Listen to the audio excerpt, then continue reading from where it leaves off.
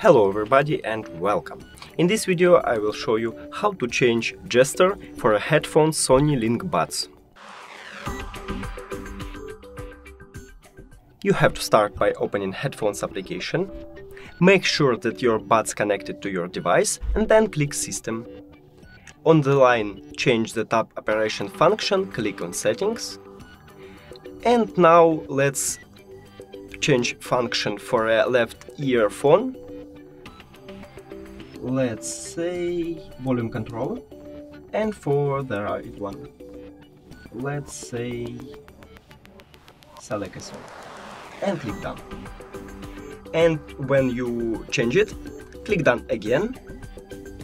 And that's all. Thank you for watching this video. If you found it helpful, please consider subscribing to channel and leave the like on the video. It's really important to us. See you later!